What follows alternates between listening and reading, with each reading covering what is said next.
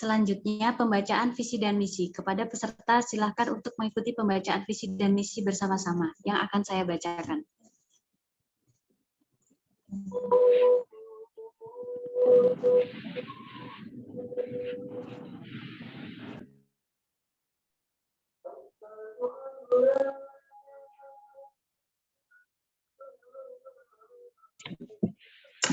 Visi KSP CU Jakarta.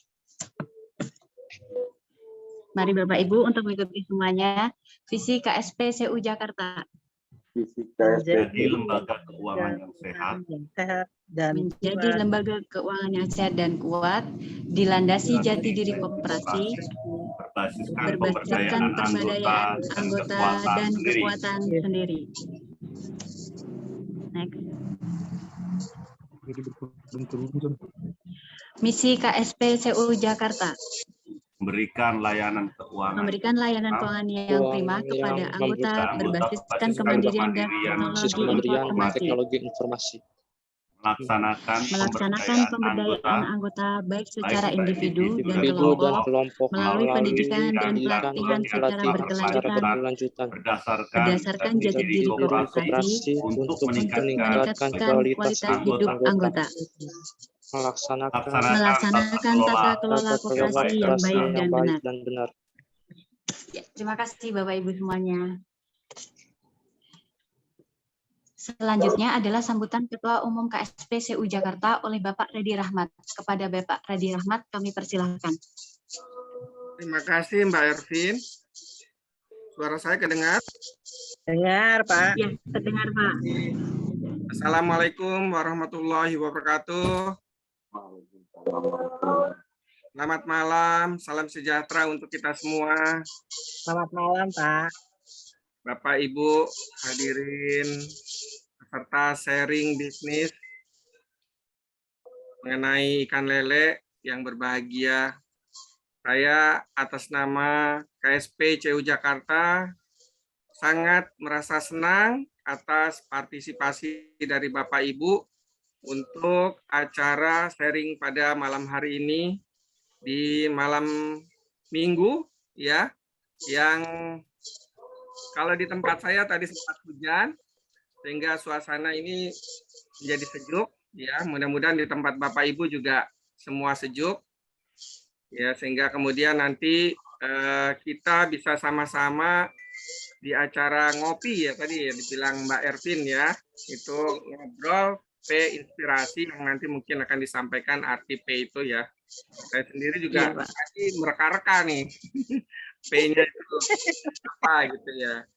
Nah, kemudian nanti kita akan dipandu oleh narasumber yang luar biasa, saya dengar ya, Bapak Laurentius Dian Budi Pratama MPD ya, yang di-arrange oleh Bu Ibu Rini, Ketua Pendidikan Ketua Dua Usaha, mohon maaf ya, dan Pak Yudi, Pak Paulus Triwahyudi, selaku Ketua Pendidikan di KSP CU Jakarta. Bapak Ibu, saya lihat antusiasmenya sangat tinggi ya. Tadi belum dimulai acara ini sudah ada yang tanya kapan. Ya, kalau nggak salah itu dari Paroki Saga ya, Santo Gabriel, Pak Andi kalau nggak salah dengar nih. Lalu saya sangat senang karena ternyata banyak juga peserta yang mungkin dari luar CU Jakarta ya. Tadi saya dengar ada dari Cibinong, ya. Kemudian ada dari beberapa paroki ya, termasuk yang di Cempaka Putih, dan ada yang di Tangerang ya, dan di Saga, serta mungkin di beberapa tempat lain. Nah, ini tentu satu awal yang baik mengenai acara sesi sharing ini, karena memang tujuan dari KSP CU Jakarta salah satunya adalah mendorong adanya wirausaha dari anggota. Dan perlu Bapak Ibu ketahui, di kredit union, barangkali yang belum bergabung sebagai anggota kredit union, khususnya yang dekat dengan tempat pelayanan KSPCU Jakarta yang sekarang ini ada di tempat ya. Yang pertama ada di kantor pusat di Cempaka Putih di Galur, lalu yang kedua ada di yang dekat dengan Galur itu di Saga di Pulau Gebang, lalu ada di Kampung Sawah di Spring Garden, serta yang keempat di Citra Raya Tangerang. Nah, mudah-mudahan Bapak Ibu yang sekarang masih belum tergabung dalam kredit union, khususnya di CU Jakarta, setelah kita berkomunikasi, kemudian tadi juga ada Bu Rini menjelaskan mengenai konsep di CU dan CU Jakarta, ya mudah-mudahan Bapak Ibu menjadi lebih bulat hati dan tekadnya untuk ikut menjadi anggota di CU Jakarta. Bapak Ibu, pendidikan di CU atau kredit union itu memang menjadi yang utama ya, menjadi pilar pertama di dalam 4 pilar yang kita pegang ya.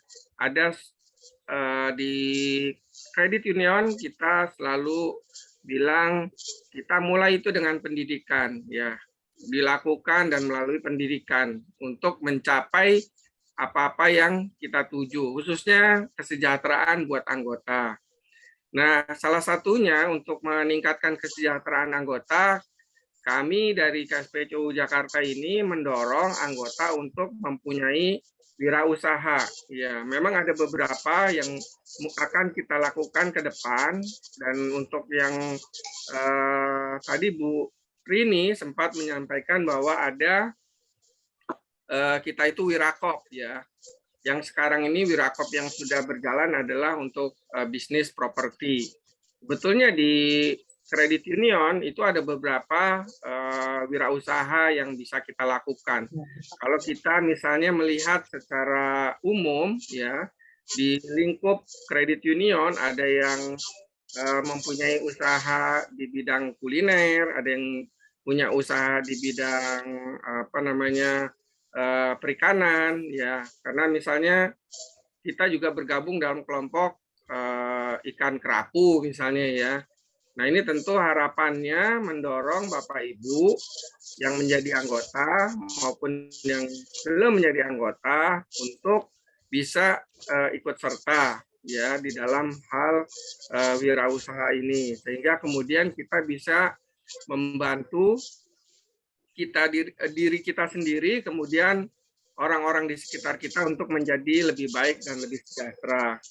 Mungkin pada malam hari ini ya, supaya tidak berpanjang lebar karena waktunya juga terbatas, saya dengar ini hanya sampai jam 9 malam, karena kalau kita mau sampai detail mestinya sih ini bisa sampai jam 2 pagi ya Bu Rini ya. Nah, ini tentunya kita berharap dengan 2 jam kurang, karena ini banyak prolog dan kemudian masuk saya rasa sambutan dari saya cukup sekian. Untuk Bapak Ibu silakan menyimak dan mengambil manfaat dari acara ngopi pada malam hari ini.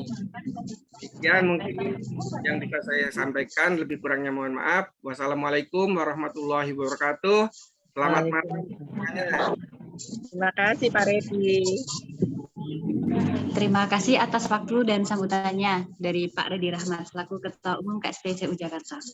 Selanjutnya kita akan memasuki acara inti sharing bisnis lele yang akan disampaikan oleh narasumber Bapak Laurentius Dian Budi Pratama serta Ibu Rini selaku moderatornya.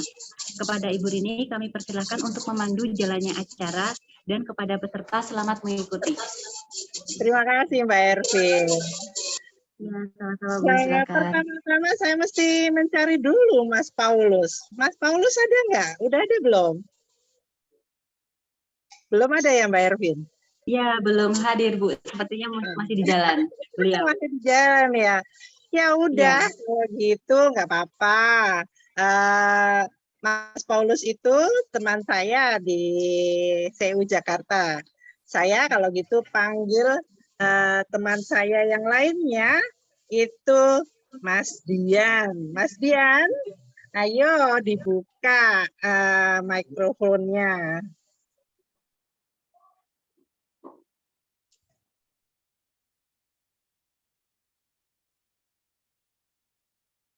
Ya, Mas Dian, apa kabar? Udah dibuka? Kok suaranya nggak kedengeran ya? Nggak kedengeran. Coba dibuka yang keras suaranya. Nggak kedengeran, nggak kedengeran. Kelihatannya sudah di-unmute tapi nggak kedengeran.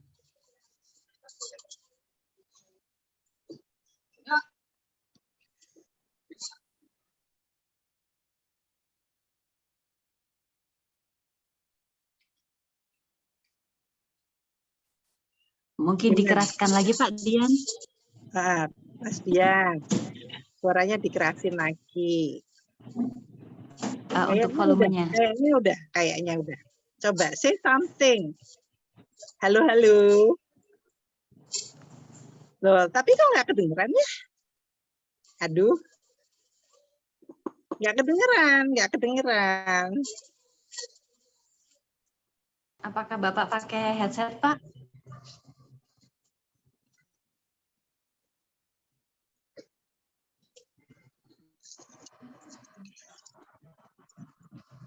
Selamat malam.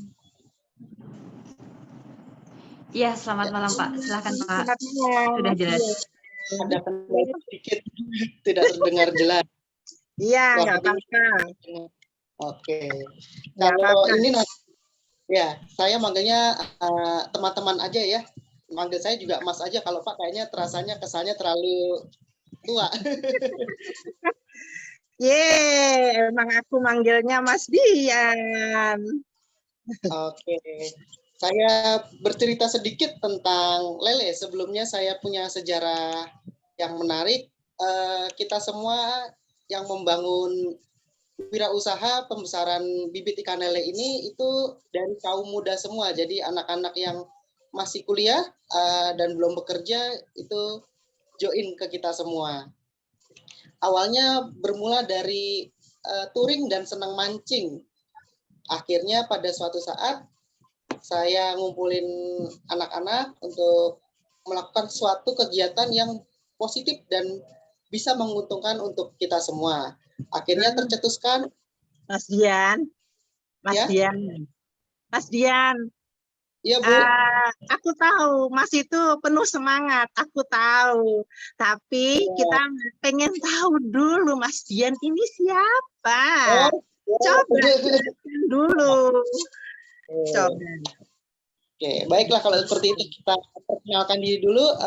Nama saya Laurentius Dian Budi Pratama, biasa dipanggil Dian. Kalau di tempat perkumpulan kadang-kadang dipanggilnya Loren gitu.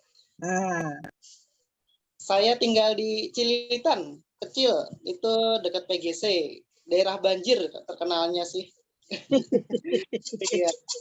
Itu jangan-jangan bikin tempat lelenya di tempat banjir itu, enggak? Oh, tidak, di Kalibata kalau itu, jadi aman, bebas banjir. Di Kalibata, bebas banjir ya. Mas Dian ini kenapa? Kok alasannya kenapa? Kok miaranya lele? Kok bukan ikan mas ikan lain? Oh iya, jadi begini. Kalau ikan lele, kalau dilihat dari siklus ekonominya untuk pertumbuhan sangat cepat dan resiko tingkat kematiannya lebih kecil daripada ikan lainnya. Oh gitu. Seperti itu. Iya. Berarti selama ini sebelumnya Mas Dian udah studi ya, memperhatikan ikan mana nih yang paling menguntungkan kalau dipiara gitu. Iya. Betul sekali. Waktu mempelajari itu ada nggak kisahnya kenapa sampai akhirnya pilihannya kepada lele? Yang pertama dari rasa penasaran aja, kita tuh kumpul buat apa sih? Apakah hanya sekedar kumpul, nggak ada kegiatan? Akhirnya kita kan ya itu, coba yuk kita belajar budidaya lele. Kenapa? Saya udah pernah mencoba 2 kali dan hasilnya berhasil. Sekitar dari 100 ekor 80% berhasil. Oke. Itu mulainya kapan? Mulai miara lele? kalau dari tim Kalibata ini kita mencoba pada bulan Agustus tahun 2021, tepatnya pas tanggal 26. Jadi kalau tahun ini hampir setahun, kurang beberapa hari lagi. Gitu. Udah niat banget nih mau terus-terusan miara lele. Iya, kalau lele kita pertama itu adalah trial error. Jadi mencoba dulu tingkat keberhasilannya berapa persen, kegagalan berapa persen. Dan awal-awalnya ada itu. Awal-awalnya berapa persen berhasilnya? Kalau pertama itu terlalu buruk. Kenapa? Ya kita tidak ada pengalaman sama sekali dari pembudidaya ikan lele. Akhirnya kita mengundang orang dari IPB yang benar-benar dalam bidangnya sendiri. Jadi kita belajar di situ. Akhirnya kita semua bisa. Berarti dari tidak tahu, terus sudah itu try and error, hasilnya jelek, kemudian mencari pakarnya. Betul. Nah, sekarang Mas Dian udah jadi pakarnya. Jadi kita semua mau belajar dari Mas Dian. Gitu ya? Boleh. Oke. Monggo sekarang dilanjutkan semangatnya yang menggebu-gebu untuk menjelaskan tadi. Boleh. Oke, siap. Oke, ya saya ulang. Saya tuh dari teman-teman awalnya yang hobi touring, kemudian mancing, akhirnya mencetuskan sebuah wirausaha yang bergerak di bidang air, jadi perikanan, yaitu budidaya ikan lele pembesaran. Pada masa-masa pembuatan kita semua tuh berpikir, wah ini bagaimana untuk membeli bibit, mencari indukan, pemasaran, ngasih makannya, itu kita bingung, nggak ada pengalaman sama sekali. Akhirnya dengan modal nekat dan rasa penasaran yang tinggi, kita semua membuat sebuah komunitas, yaitu kolam pengadegan budidaya ikan lele. Nah, di sini kita memulai membangun kolam dengan paling sederhana, yaitu dengan kolam terpal. Jadi rangkanya bambu, terus dikasih terpal, kasih air. Seperti itu. Hingga bertahan kurang lebih 6 bulan.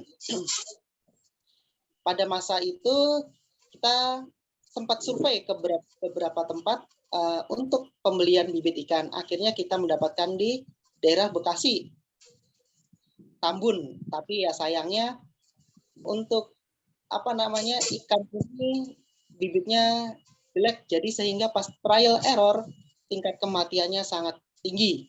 Itu bahkan bisa dikatakan gagal total karena yang mati itu bisa 70% lebih gitu. Nah, di sini kita memulai pemikiran kedua. Kita nggak mungkin bibit di situ dengan cara pengoperasian setiap hari, operasionalnya seperti ini tidak bisa.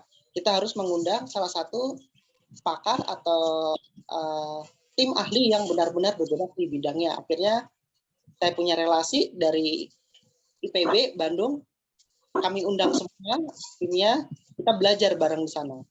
Dari pembelajaran saya mendapatkan 5 manajemen, mungkin bisa kita lihat untuk di slide berikutnya nanti. Ibu Rini boleh diunjukkan slide. Monggo. Mbak Ervin, tadi kami mengirim slide yang kedua, yang perbaikan dari yang pertama. Apakah yang kedua sudah bisa ditayangkan?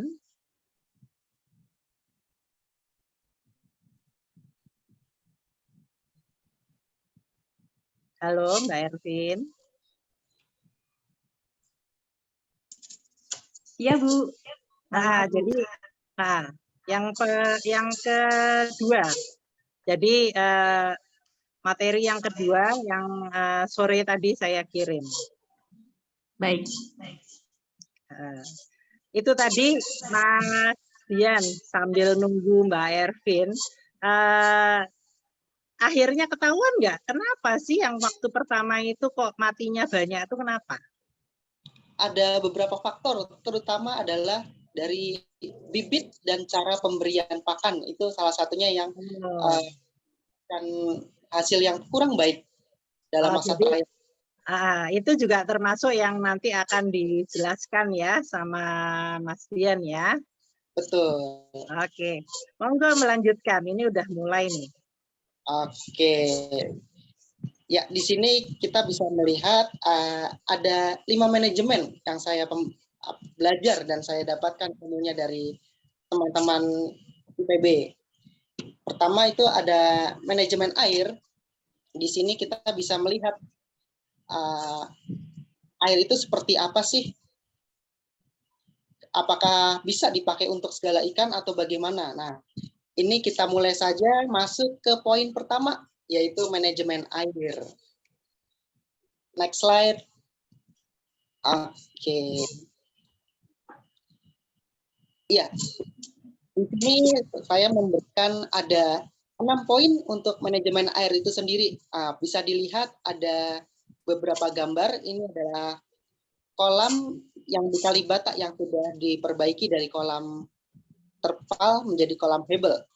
Nah, ini manajemen air ini itu sangat penting bagi kebutuhan ikan, pertumbuhan, terus bobot ikannya ntar juga akan berpengaruh. Pertama itu adalah yang hijau muda. Nah, hijau muda bisa kita lihat pada kolam pertama itu. Nah, itu adanya warna hijau muda atau hijau bening itu karena ada plankton yang berklorofil, kepadatannya sangat rendah. Jadi plankton ini mampu melakukan fotosintesis di dalam air pada saat siang hari dengan bantuan sinar matahari, sehingga kadar oksigen yang di dalam air itu terlalut dan meningkat, akhirnya berwarna seperti hijau. Nah, warna ini bisa dilihat biasanya pada kolam terpal, beton, atau fiber dengan ikan, lele, nila, dan gurame. Nah, kemudian ini ada air yang berwarna coklat muda. Coklat muda kita bisa lihat di kolam kedua. Kolam kedua kalau dispesifikan itu warna coklat muda sering ditemui di beberapa kolam pembudidaya ikan lele. Contohnya itu seperti kolamnya dari tanah atau kolam air deras maupun kolam hebel atau beton. Dalam hal ini, kita sebagai pembudidaya atau petani itu mulai terampil dalam memelihara kolam karena kandungan material organik dan mineral untuk kebutuhan ikan ini sendiri itu sudah cukup. Nah, ini bisa berfungsi sebagai suplemen tambahan, jadi ikannya itu tidak mudah lapar. Seperti itu. Nah, kemudian yang poin ketiga adalah hijau tua. Seperti yang telah disebutkan sebelumnya, itu ada yang hijau muda, terus ada yang warna coklat. Nah, ini intensitas warnanya menunjukkan padatnya populasi plankton dan material organik.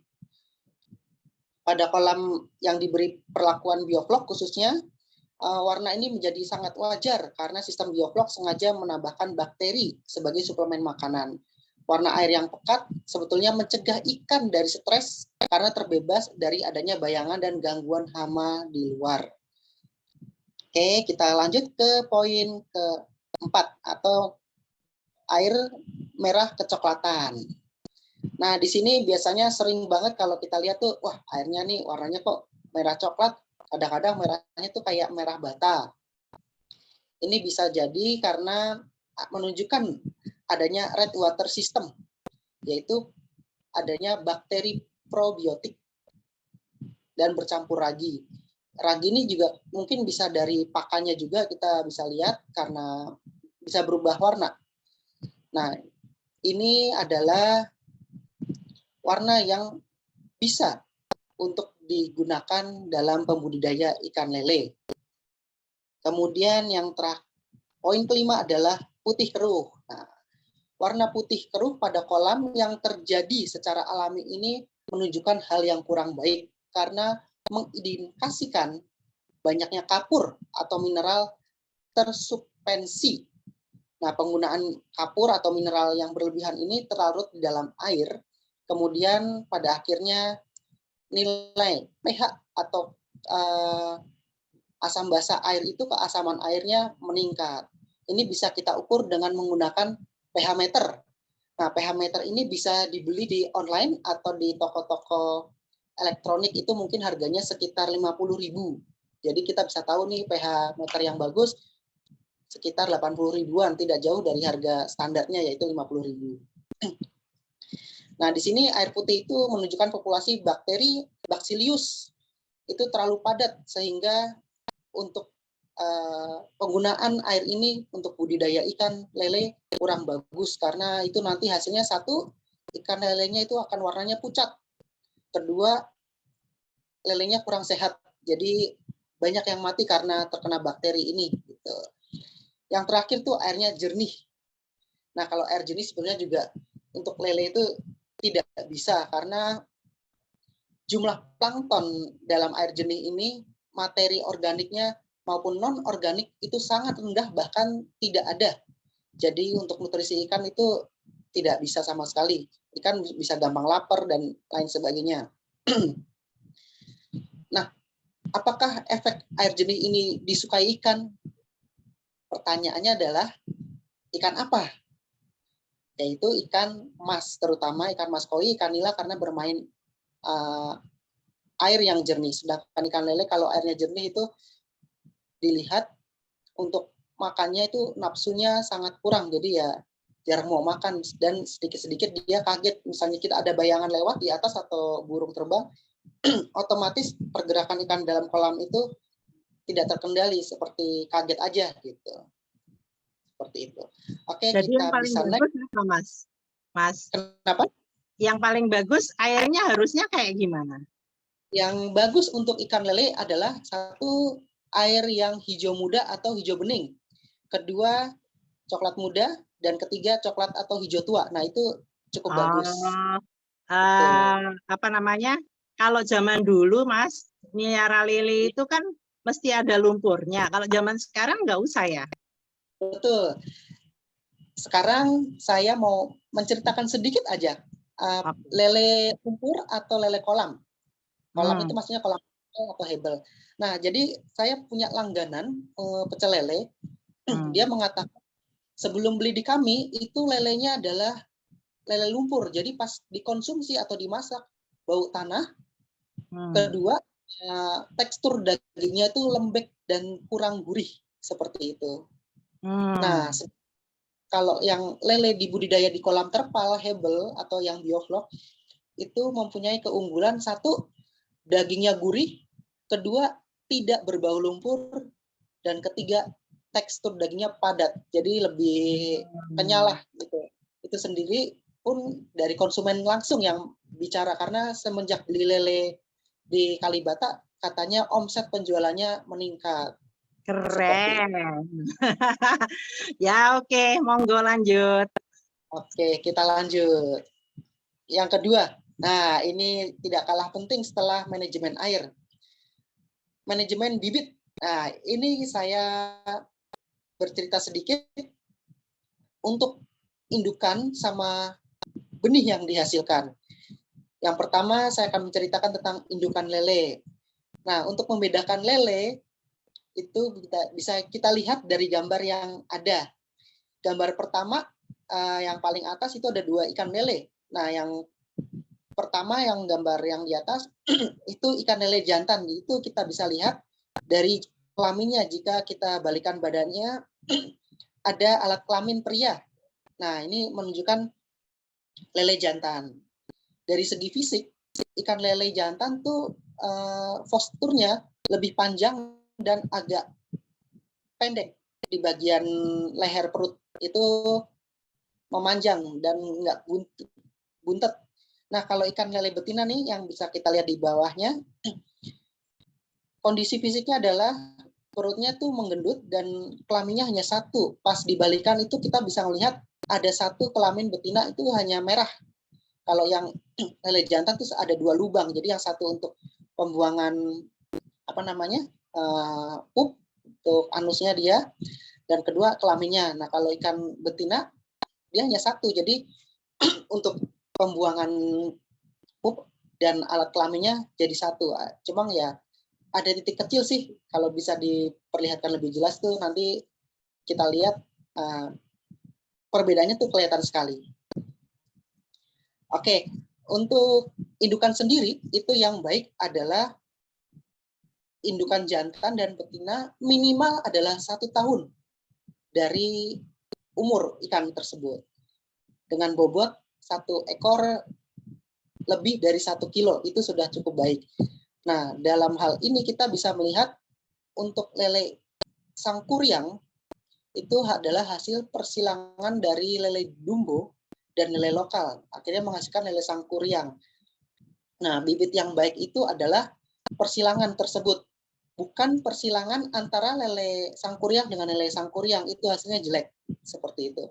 Bibit unggul sendiri itu biasanya bisa kita peroleh dari salah satu indukan, entah indukan jantan lokal atau betina dari lele dumbo.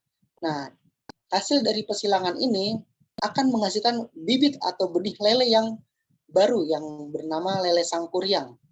Pada poin kedua, benih ikan lele yang seperti ini itu bisa berkualitas tinggi dengan daya tahan, daya fisiknya itu lebih kuat. Itu bisa kita kita lihat dari indukannya. Untuk sistem pemijahan atau pembibitan ikan tersebut, kita bisa melihat jika indukannya itu disuntik dengan hormon, hasil bibitnya adalah F sekian, bukan F pertama. Jadi F sekian itu sangat jelek, jadi sudah tercampur dengan bahan kimia. Saya punya pengalaman beli di Tambun bibit ikan lele ini, itu kualitasnya jelek. Kenapa? Pertama, sebagai petani lele, mereka tidak menunjukkan indukannya seperti apa. Kemudian yang kedua, dia mengaku bahwa dia memijah lele itu dari telur, jadi dia juga tidak tahu indukannya seperti apa. Pengalaman dari teman saya yang orang IPB adalah jika indukan itu disuntik, hormon jantannya disuntikan ke betina, itu menghasilkan bibit yang kualitasnya sangat rendah. Contohnya ketika pada usia 3 bulan, itu sebelum 3 bulan itu sudah terlihat. Ini bulan pertama, bulan kedua itu sudah banyak yang mati, terus mudah terserang penyakit. Di dekat ingsannya itu keluar bintik-bintik merah atau kayak dibilangnya biang keringatnya ikan gitu. Nah, itu hasil indukannya yang jelek karena pakai disuntik hormon. Kalau yang alami itu dipijah dengan sistem tradisional yang ada sapu ijuknya, ijukin dirajut di satu kolam. Nah, itu nanti akan menghasilkan benih yang bagus.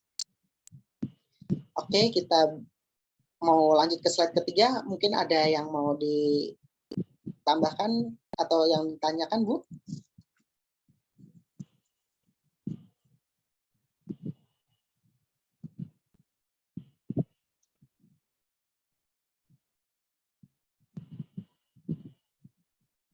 Oke, kita bisa next aja ya ke. Sebentar ya, Mas. Gini, Mas Dian, yang indukan lele yang bagus itu Mas Dian punya?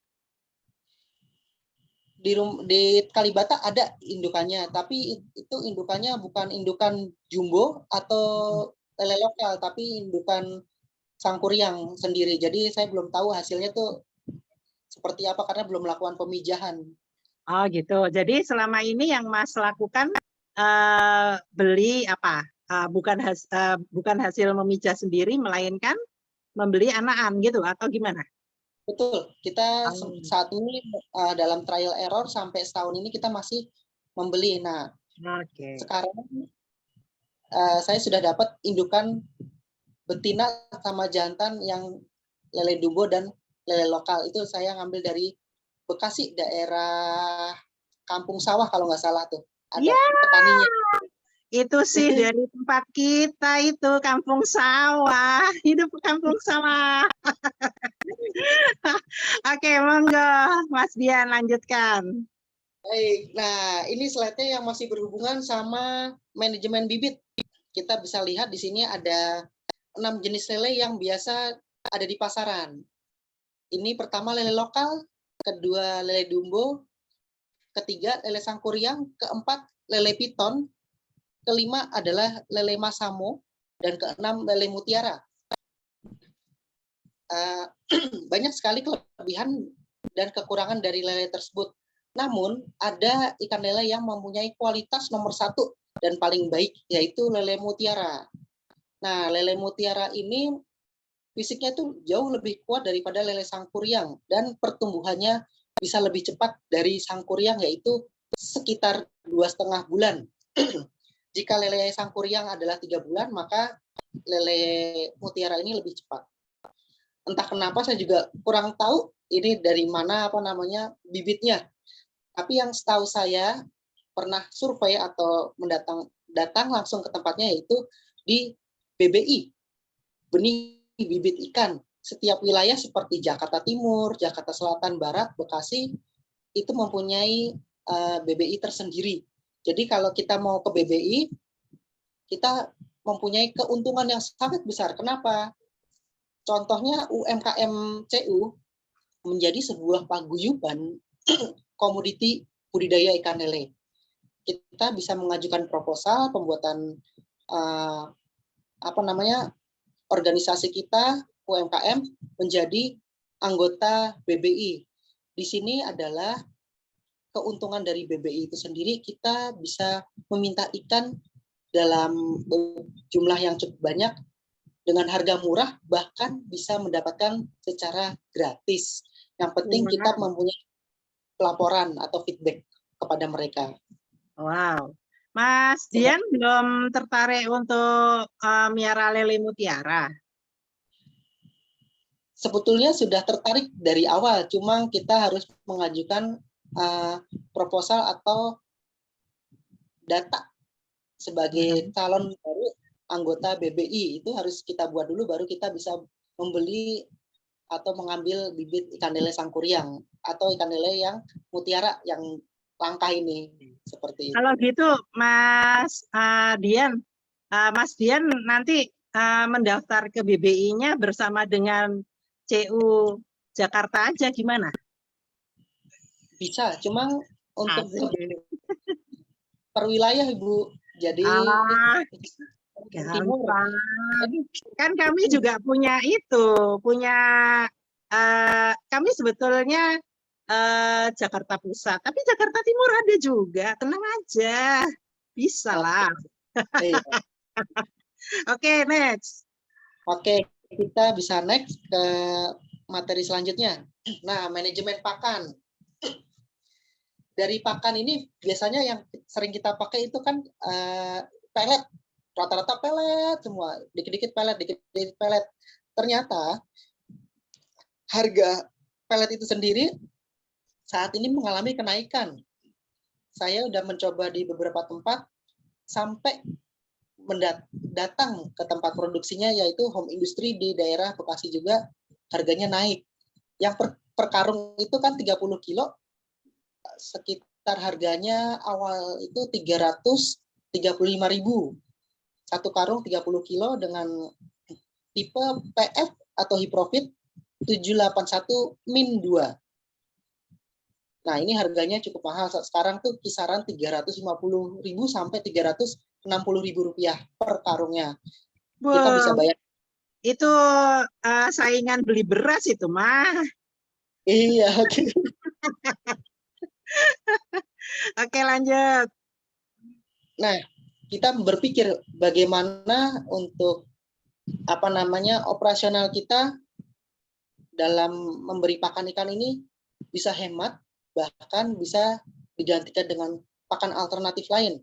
Contohnya yang seperti gambar ini adalah cacing tanah, ulat Hongkong, jeroan unggas, dan maggot. Nah, di sini ada pengalaman. Saya mencoba 100 ekor ikan lele dengan cacing tanah. Pertama, pertumbuhannya sangat cepat. Kenapa? Cacing tanah ini sama ulat Hongkong itu mempunyai tingkat protein yang cukup tinggi. Jadi ikan lele ini membutuhkan setidaknya minimal 30% protein untuk pertumbuhan mereka. Dari hasil cacing tanah dan ulat Hongkong sebagai pakan alternatif, saya mencoba mencicipi ikannya, kita goreng, kita masak, ternyata rasanya itu beda dengan rasa ikan lele yang full pellet. Nah, untuk ikan lele yang diberi makan cacing tanah dan ulat Hongkong itu mempunyai rasa yang cukup gurih, cuma kualitas dagingnya lembek, gurih tapi lembek. Nah, untuk kondisi baunya, aromanya tersebut itu tidak berbau tanah. Jadi ya bau khas lele tersebut bersih, nggak ada bau-bau tanahnya. Dari pakan cacing tanah, saya menyarankan untuk mix saja, jadi tidak full setiap hari. Pemberian pakannya juga pun seperti ulat Hongkong ini, jangan sehari itu tiap hari. Kenapa? Ulat Hongkong mengandung kadar alkohol, jadi sehingga kalau diberikan makan di siang hari atau pagi hari, itu akan terasa panas. Jadi ikan tuh dalam perutnya merasa panas seperti terbakar karena ulat Hongkong mengandung alkohol. Sebaiknya itu diberikan pada malam hari. Untuk uji coba sih saya sudah melakukan 50 ekor. Hasilnya tidak beda jauh dengan pertumbuhan ikan lele yang diberikan dengan cacing tanah. Nah, yang ketiga adalah alternatif dengan jeroan unggas. Jadi kemarin tuh saya nyoba 100 ekor, pakannya adalah full jeroan. Dari usus, ati atau ampela, kita iris, kita rajang tipis-tipis, baru kita ceburin ke kolam. Untuk uji coba 100 ekor, pertumbuhannya luar biasa cepat. Bisa 2,5 bulan. Bahkan yang ada ikan-ikan tertentu dengan gen khusus itu 2 bulan. Jadi disebutnya itu jumper, pertumbuhannya yang sangat cepat. Karena memakan protein yang melebihi dari 30%. Seperti itu. Nah, yang terakhir nih alternatif pakan adalah maggot. Mungkin kalau pernah dengar itu ada yang namanya budidaya lalat BSF atau maggot. Nah, ini salah satunya yang menjadi pakan alternatif. Kenapa?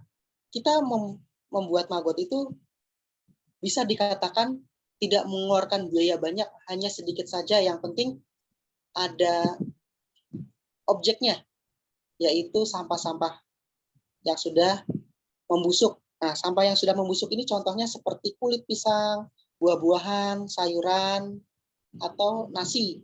Nah, ini semuanya di mix, di blender, kemudian nanti dibuatkan seperti kandang untuk mengundang lalat BSF. Dari 4 pakan alternatif ini saya menyarankan untuk budidaya ikan lele itu pakai maggot karena produksinya cukup cepat dan harganya sangat murah. Untuk itu biayanya gimana, Mas? Dibandingin pelet tadi. Kalau misalnya jeroan unggas kan bukannya mahal juga gitu atau lebih murah? Jeroan unggas justru murah juga karena dia kan dari ya, jadi ayam mati dibersihkan. Itu saya aja pernah nyoba ke pasar beli 10.000 jeroan bisa dapat 1,5 kilo usus. Ya, itu bisa buat makan. Cuma kalau kita simpen ya busuk kan, akhirnya kita rajang semua, kita ceburin ke kolam. Jadi untuk alternatifnya seperti itu. Nih, Mas, kalau zaman dulu, Mas, sorry ya, orang tuh males gitu makan lele gara-gara katanya, itu mah dikasih makan kotoran manusia gitu. Kalau menurut Mas gimana pada zaman sekarang ini? Kalau zaman sekarang itu saya akan memberikan satu tips yang benar-benar ini menjadi poin utama bagi teman-teman buat memilih lele. Saya bisa menceritakan seperti ini. Lele yang diberikan kotoran manusia itu sama lele yang full pellet atau pakan alternatif itu sangat berbeda. Contohnya adalah kita ke pasar beli ikan lele.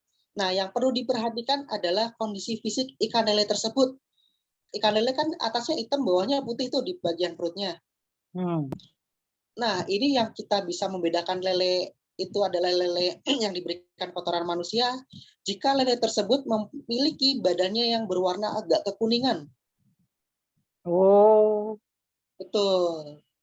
Nah, sedangkan lele yang atasnya hitam, badannya putih bersih atau putih susu, itu biasanya si pakan full pellet atau pakan alternatif, bukan kotoran dari manusia atau kotoran yang lainnya. Oke. Jadi di sini kita bisa mendapatkan sesuatu bahwa, oh ini jangan-jangan lele dari Sepiteng nih. Kenapa? Oh badannya kuning, terus kondisinya tuh kuningnya pucet gitu. Oke. Itu. Oke, lanjut silakan. Oke, baik. Kita bisa next ke poin keempat, manajemen waktu. Cerita sedikit untuk memenuhi setiap rencana pemberian pakan, kita juga harus menggunakan manajemen waktu. Contohnya adalah pagi dan malam hari. Jadi ikan lele itu rata-rata diberikan makan sehari 2 kali. Pagi dari jam 7 sampai jam 9, kemudian malam dari jam 6 sore sampai jam 9 malam. Nah, ini fungsinya apa? Kok makannya hanya 2 kali? Kenapa harus di jam pagi? Nah, kalau jam pagi, itu lele daya nafsu makannya sangat lahap dibandingkan siang. Siang hari, saya menceritakan gambarannya adalah kita memberikan pakan ikan, contohnya di jam 11, lele itu akan makan, tetapi karena terik matahari yang terlalu menyengat, membuat pakannya itu menjadi panas, tapi lele memakan. Dalam hal ini, lele yang memakan pelet di jam 11 ke atas, itu mulutnya akan putih, seperti kayak jamur, karena memakan pelet yang panas dari matahari. Terkena pancaran matahari itu juga tidak bagus. Kenapa? Permukaan air menjadi agak hangat dibandingkan yang bawahnya. Makanan lele itu sebaiknya dibibis. Dibibis itu artinya kita contohnya adalah PF 781-2, kita berikan probiotik atau sebuah cairan untuk membuat ikan itu daya tahannya lebih lama. Tahan lapar, tahan penyakit itu lebih bagus. Jadi saya tuh memberikannya seperti itu. Peletnya dibibis, kemudian diberikannya jam 7 pagi, kemudian yang kedua adalah di jam 7 malam. Seperti itu rutin. Kalau malam porsinya adalah 60%. Jadi misalnya dari 1 kilo nih, kita ngebibis pakan 1 kilo, pagi itu 40%, 60%-nya untuk malam, seperti itu. Sebetulnya kalau misalnya 100 ekor lele gitu, ya tentu variasi ya. Berat makanannya itu dari waktu dia kecil sampai dia umur 2 bulan pasti beda-beda gitu. Tapi Mas Dian tahu nggak, kalau selama produksi 3 bulan misalnya, 100 lele itu kira-kira habis berapa kilo pelet atau gimana? Atau biayanya lah. Biayanya. Sempat uji coba di rumah menggunakan gentong, itu ada 100 lele. Saya menggunakan full pelet. Nah, di sini terlihat untuk kos pengeluaran dari pembelian ikan sendiri hanya sekitar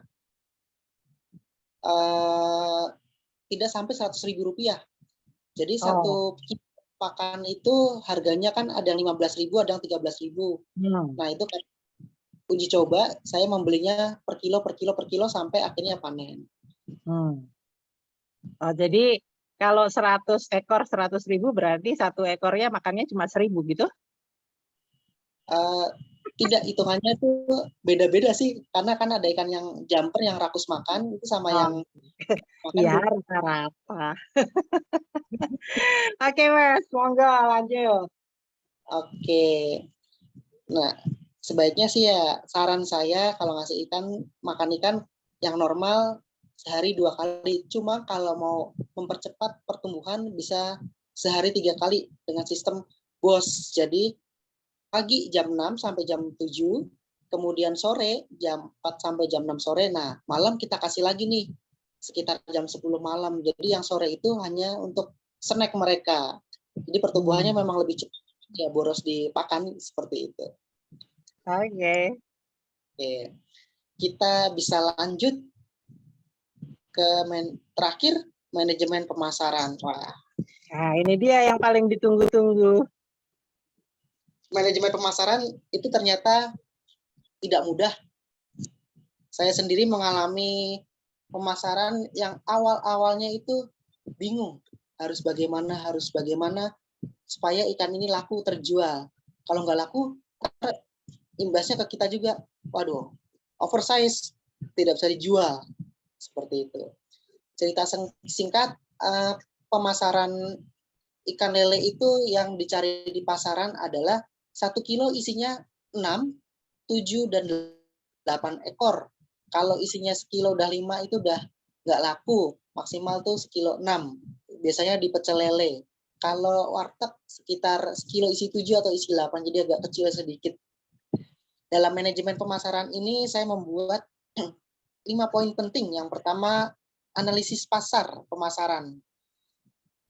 Tidak semua UMKM mempunyai bagian marketing atau penjualan yang formal, tapi setiap UMKM memiliki dan bisa melaksanakan berbagai elemen penting yang dapat dituangkan di dalam UMKM sendiri.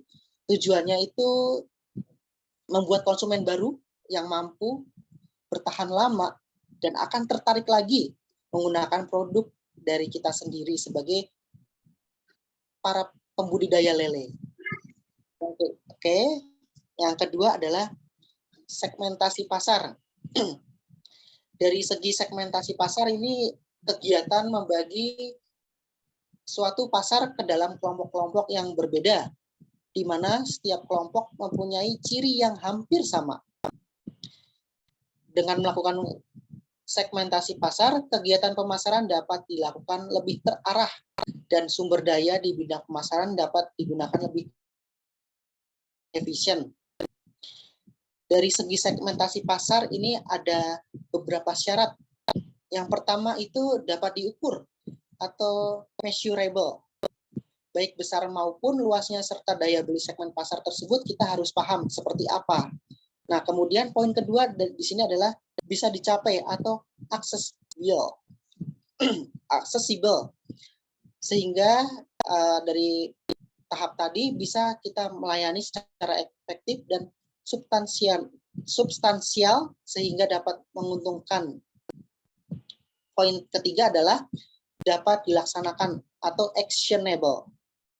Jadi semua program yang sudah dirancang itu bisa menarik segmen-segmen pasar dengan metode efektif dan efisien. Nah, itu perlu dipelajari juga tuh seperti apa sih pemasarannya dengan cara yang efisien dan efektif. Poin ketiga adalah menetapkan pasar sasaran. Nah, kita bisa memberikan nilai keaktifan setiap bagian, kemudian memilih salah satu dari bagian pasar untuk dilayani. Penetapan ini meliputi evaluasi pasar. Di sini bisa kita lihat pertumbuhan ikannya seperti apa yang saya katakan tadi. Oh, pas si A itu membutuhkan lele yang sekilo isi 6. Berarti kita harus mensuplai yang sekilo isi 6. Bahkan kita bisa mensuplai yang sekilo isi 7. Kenapa? Karena dalam pemasaran ini sasaran tersebut akan menjual lagi. Nah, untuk kondisi fisik ikan dengan ukuran yang sekilo 7 itu bisa dalam seminggu bisa menjadi sekilo isi 6 karena diberi pakan yang cukup baik. Nah, dalam hal ini jika kita memberikan yang lebih besar kepada pasaran, mereka juga akan berpikir, jika ukurannya oversize, kita tidak bisa ngejual nih. Yang ada itu ikannya akan dikembalikan lagi ke petaninya langsung. Nah, itu menjadi sebuah kerugian bagi petani. Satu, kita harus menerima ikan yang sudah tidak bisa terjual, kemudian kita harus membayar atau mengembalikan uang mereka. Itu sistem tengkulak seperti itu. Jadi kita kurang bagus untuk dimain tengkulak. Lebih baik langsung ke segmen-segmen pasarnya, langsung dengan target, jadi tidak melalui tangan kedua lagi. Jadi dari produsen kita langsung ke konsumen seperti itu. Keempat adalah penempatan pasar. UMKM yang baru harus mampu melakukan identifikasi posisi pesaing sebelum menentukan penempatannya sendiri. Saya mengutip dari buku seorang penulis dan juga seorang ahli. Namanya adalah Kotler tahun 92.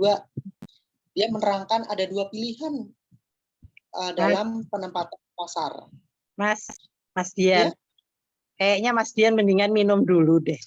Kayaknya kayak susah gitu ngomongnya. Minum dulu aja deh. Oke.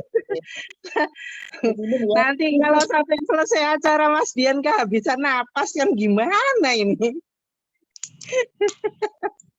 Suaranya sudah kembali. Oke, boleh lanjut. Oke.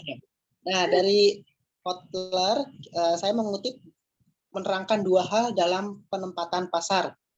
Yang pertama adalah menempatkan diri di sisi sebelah salah satu pesaing yang ada dan berjuang untuk mendapatkan bagian pasar. Pimpinan bisa melakukan ini jika merasa UMKM itu bisa membuat produk yang unggul, pasarannya luas, dan memiliki lebih banyak sumber daya. Yang kedua adalah mengembangkan sebuah produk yang hari ini belum pernah ditawarkan pada pasar.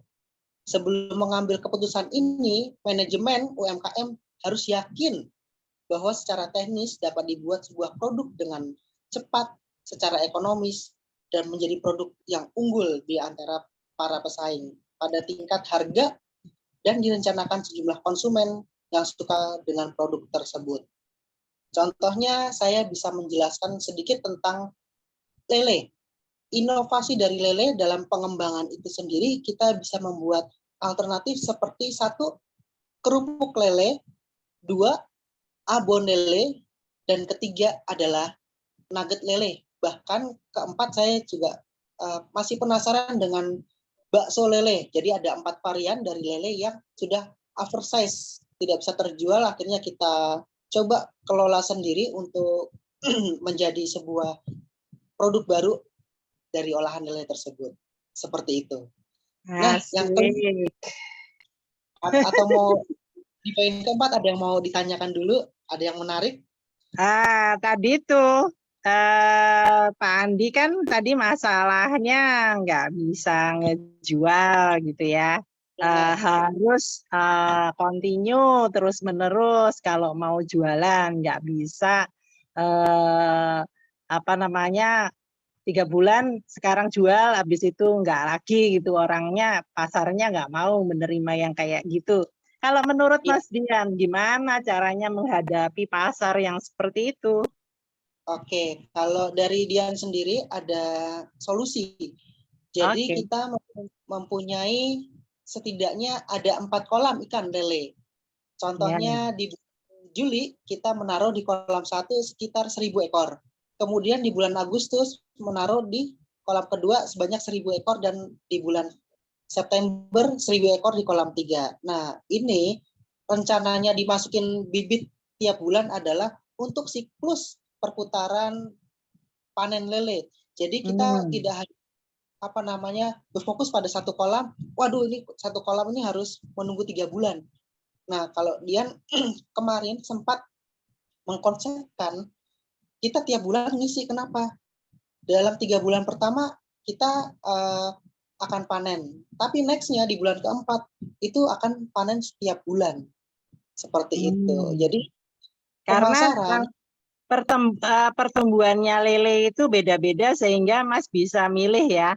Oh nih udah yang isi 7 diambil, yang isi 7 untuk dijual ke warteg gitu atau gimana? Betul. Iya. Jadi kalau di Kalibata itu ada 7 kolam. Jadi 2 kolam kosong. Sengaja kita kosongkan. Kenapa? Ikan lele itu harus disortir paling tidak 2 minggu sekali agar pertumbuhannya itu bisa merata.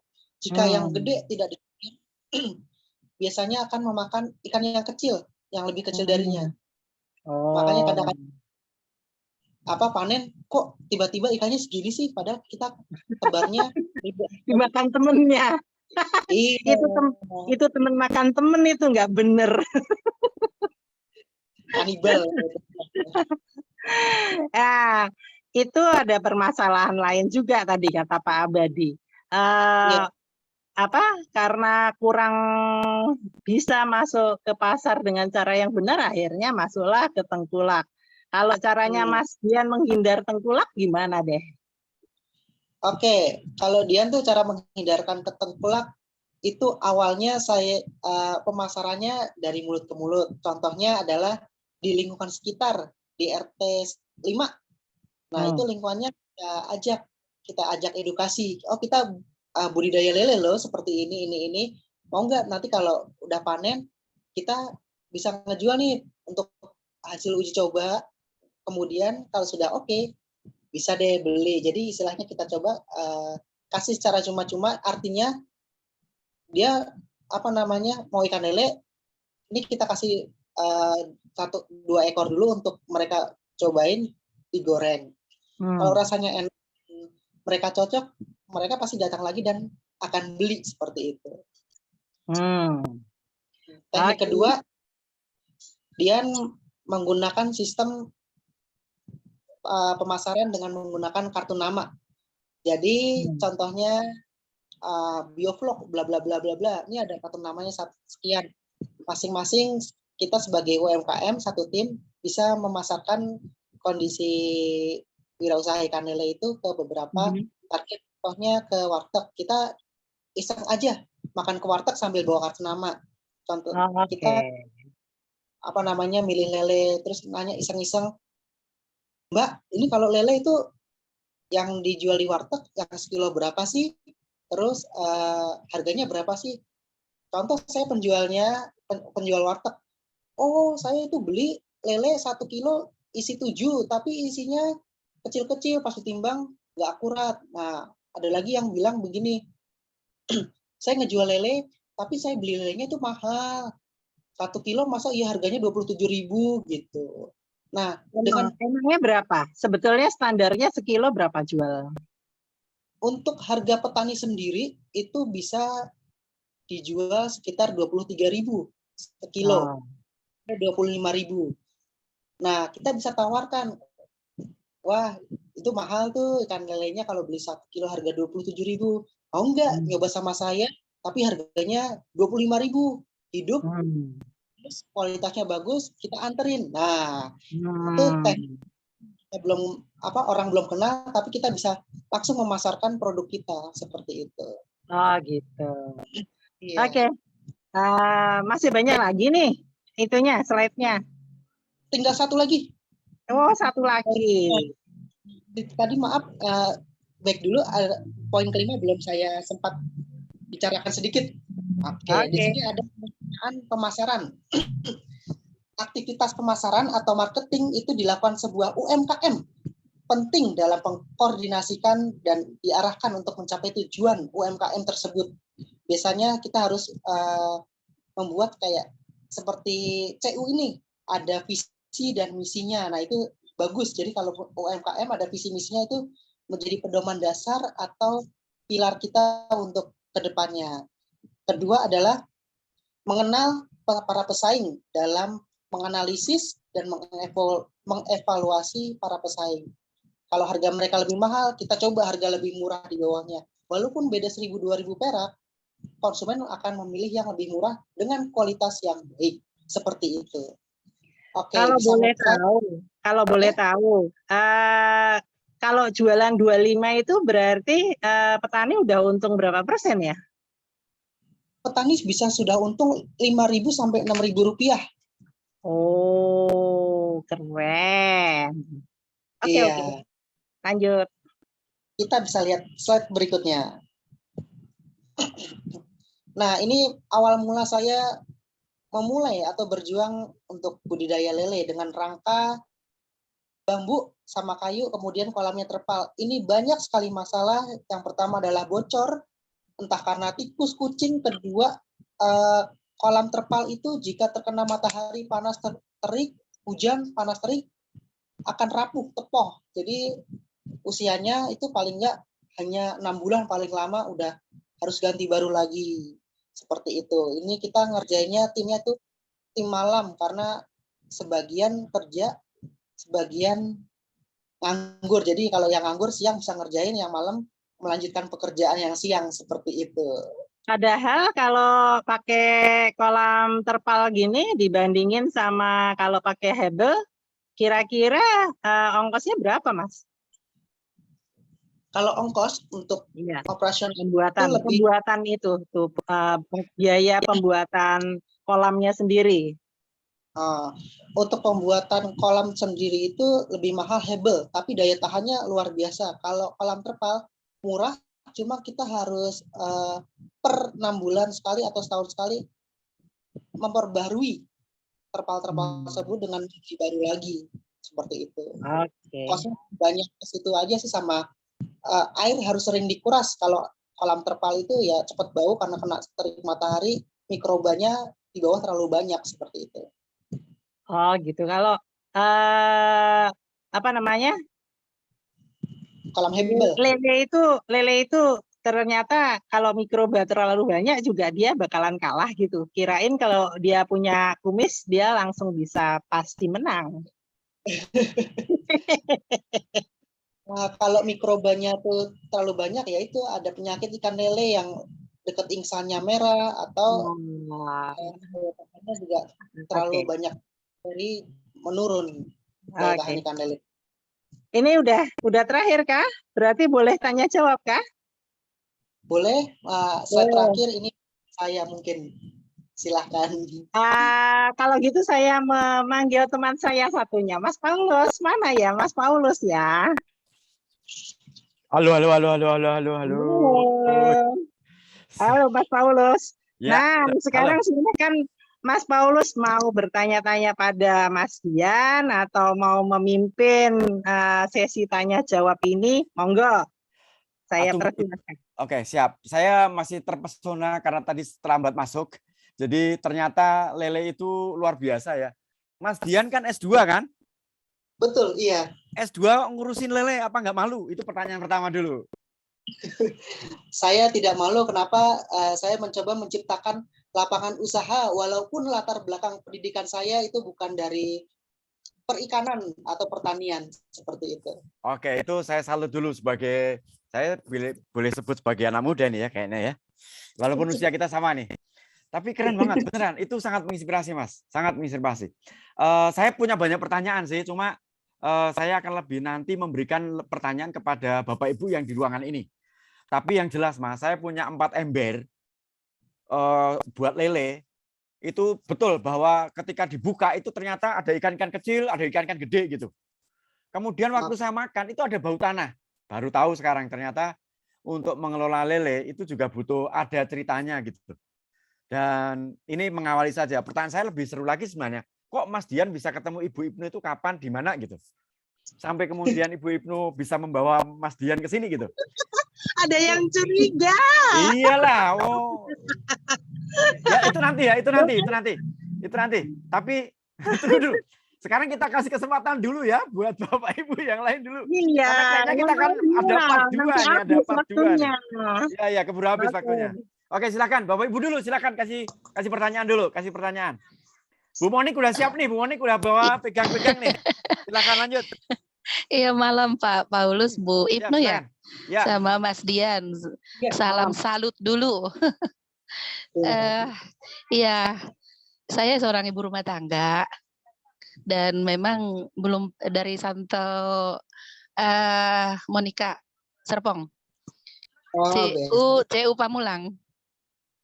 Serpong. Iya, terus saya sebenarnya hanya awalnya cinta ternak dan cinta tanaman.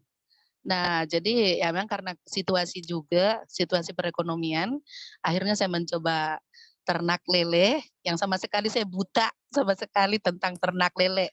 Tapi saya mencoba untuk 2 kolam pertama karena modalnya juga pas-pasan. 500 ekor. Makanya tadi waktu Mas Dian bilang apa tadi itu istilahnya Mas yang mati banyak. Jadi saya tabur 500 itu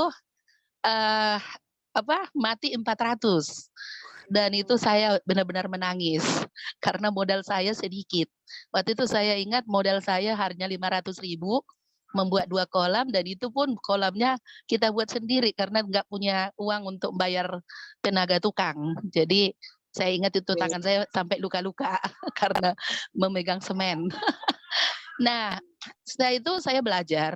Kalau Mas Dian tadi ngundang insinyur dari IPB, kalau saya memang belajar sendiri dari YouTube. Kenapa ini mati gitu? Ternyata banyak hal yang terjadi, dan ini saya ternak itu mulai 27 April 2021. Nah, dan waktu pembibitan kedua, jadi hanya 100 ekor yang berhasil ya. Pembibitan kedua saya langsung masuk 1000 ekor. Dan puji Tuhan, setelah saya banyak belajar kenapa dia mati, ternyata saya salah memberi pakan. Jadi dia masih kecil, saya kasih pakan yang gede. Gitu. Jadi akhirnya mereka mabok, dan saya pikir kok bau banget ini kolam gitu. Sampai ke tetangga gitu. Akhirnya kami kuras, yaitu ketahuan 400 ekor yang mati. Aduh, saya benar-benar nangis karena saya nggak punya modal. Nah, jadi setelah yang kedua 1000 ekor, puji Tuhan, setelah saya lihat 1000 ekor ini 2,5 bulan itu sudah panen sekitar 30%. Jadi saya kasih pakan itu pagi jam 6 sampai jam 7. Nah, siang jam 2 itu saya kasih sayuran. Nah, ini setelah belajar dari YouTube. Saya kasih sayuran itu kangkung, sawi putih, sama banyak daun pepaya. Dan mereka lahap banget. Nah, kalau malam saya kasih jam 9 sampai jam 10 malam. Kadang-kadang kalau saya lelah, saya kasih jam 8 malam. Nah, seperti itu. Puji Tuhan itu dari 1000 ekor, hanya kurang lebih 50 ekor yang mati. Nah, itu luar biasa Mbak. Kalau di situ terbayar sudah air mata saya. Nah, sekarang kolam saya sekarang hanya ukuran kecil-kecil Mas Dian, karena saya buat di rumah. Kebetulan hook, jadi saya buat di rumah. Sekarang sudah 6 kolam. Itu jadi udah 6 kolam, dan lele saya tuh ada 4 ekor yang gede. Mungkin saya lihat dari jantan dan betina itu ada 4, tapi lele saya ini yang mutiara dan lele albino. Jadi lele saya ini sudah ada berukuran 4 kilo satu. Ada 4 ekor. Kayaknya itu betina, saya lihat dari penjelasan Mas Dian, aku malah belum paham. Ada betinanya, ada jantannya. Dari 4 ekor ini kayaknya sepasang-sepasang. Tapi saya nggak ngerti membibitkannya ya, saya hanya senang aja. Nah, jadi sekarang sistem yang dibuat Mas Dian tadi saya udah jalankan. Itu bulan pertama 1000 ekor, bulan kedua saya tabur lagi 1000 ekor, dan tetap saya buat kosongan untuk sortir. Betul. Nah, jadi air itu saya ganti setiap seminggu sekali. Tapi tidak ini karena saya terpal. Jadi tidak bersih. Saya buat untuk harus saya sisakan sedikit karena memang ternyata lele itu tidak suka air bening. Nah, seperti itu. Nah, dia stres kalau ada air bening. Nah, jadi sekarang dia lele. Nah, pengalaman saya malah saya sekarang kekurangan untuk memenuhi konsumen karena mungkin cuma saya di sini, jadi permintaan konsumen nggak bisa saya penuhin seperti itu. Tapi tekniknya saya udah buat. Sekarang lele saya sudah ada mau siap panen, dan ada di middle, ada juga baru tabur. Jadi sekitar 2.500. Nah, pengalaman yang terakhir itu hasil dari 1000 ekor setelah saya uji coba. 1000 ekor itu kurang lebih 700.000-800.000 keuntungan bersih. Keuntungan bersih ya, saya uji coba sekitar bulan Agustus, September, Oktober tahun kemarin. Nah, itu jadi sebenarnya kalau itu penghasilan kita utama, nggak bisa kalau hanya 1000 ekor, minimal 5.000 ekor supaya terpenuhi kebutuhan rumah tangga. Nah, seperti itu. Bisa lebih. Nah, yang terakhir dari yang terakhir, kebetulan saya juga suka masak. Jadi saya juga ikut kuliner lele, membuat pecel lele, dan juga pernah saya buat juga nugget lele sama keripik lele. Itu. Cuma waktu saya bikin keripik lele ini, saya jemur, jatuh ke kolam semuanya. Seperti itu. Tapi padahal udah berhasil sih. Itunya cuma jatuh gitu. Nah ini tapi saya akan uji coba lagi. Jadi sekali lagi saya benar-benar salut sama Mas Dian sebagai anak muda. Kalau saya sekarang sudah pertengahan usianya, baru memulai setahun yang lalu. Jadi dimulai dari hobi tadinya, tapi kebutuhan juga sih. Dan puji Tuhan sekarang usahanya sudah ntar lagi mau buat kolam satu lagi rencananya. Ya, dari penghasilan lele itu sendiri saya buat jadi modal lagi. Nah, seperti diputar. Itu. Ya, diputar. Jadi belum bisa menikmati hasil yang maksimal karena masih ke modal dulu. Dari 2 kolam sekarang sudah, nah sekarang ini mau buat kolam ke-7. Seperti itu Mas Dian. Jadi saya tadi waktu Mas Dian bilang kayak gitu mati banyak, saya langsung ketawa sendiri. Tapi dulu saya menangis kalau saya ketawa tadi mendengarnya. Seperti itu. Jadi saya belajar dari YouTube karena saya tidak mampu bayar orang untuk belajar. Jadi saya belajar dari YouTube aja pengalaman orang-orang. Seperti itu Mas Dian dan Bapak Ibu semua. Jadi kerja keras dan juga kita teliti dan kita bersahabat dengan lelenya. Oh ada satu lagi yang paling utama. Jadi setiap saya kasih makan lele ini, saya selalu bilang begini, Tuhan berkati makanan lele ini. Itu paling utama. Jadi saya serahkan pada Tuhan supaya lelenya tidak mati lagi. Gitu. Berarti lelenya Ibu suci. Oh iya, pengalaman Mas Dian tadi yang tentang kualitas lele, ini dari konsumen saya punya langganan sekarang di Icon. Mereka itu sekarang rutin mesan tiap bulan. Karena katanya lele ini manis dan tidak ada amis-amisnya. Nah seperti itu. Nah, iya sekali waktu saya kekurangan lele, saya ambil dari salah satu rekanan untuk memenuhi permintaan. Langsung besoknya setelah dimasak mungkin langsung ada komplain. Kok lelenya beda? Gitu. Nah, seperti itu ya. Ketahuan deh. Bukan produksi sendiri. Jadi untuk meminimalkan. Oh, saya memakai ini Mas Dian. Pelet 781 polos dan juga PF 1000. Oh, iya. Itu yang saya pakai. Yang kecil untuk sebulan pertama. Betul. Ya, sebulan pertama. Setelah bulan kedua saya udah pakai 781 polos dan tidak pernah berganti. Saya hanya banyak menanam kangkung dan juga sayuran yang lain sama pepaya itu untuk memenuhi daun supaya tidak membeli. Seperti itu, jadi saya taruh di polybag seperti itu. Kalau pepayanya itu jadi hanya mengambil daun doang. Dia sangat rakus memakan daun pepaya. Ternyata dia tidak jadi pahit, malah jadi manis. Nah, itu pengalaman saya Mas Dian. Oke, Bu Monik terima kasih. Ini peneguhan ya. Iya, terima kasih. Ini peneguhan. Jadi bisnis lele ternyata nggak hanya Mas Dian, yang lain juga melakukan dan ternyata seru juga gitu. Begitu Mas Dian muncul, yang lainnya ikut muncul nih. Ya, oke, seru.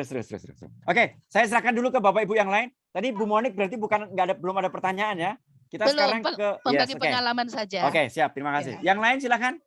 Oke, selamat malam. Saya mau tanya dong, Pak. Dari mana nih? Tunggu dulu. Dari saya Andi dari Gabriel. Oke, Pak Andi, silakan. Yes, siap. Ya, saya mau tanya ke Mas Dian ya.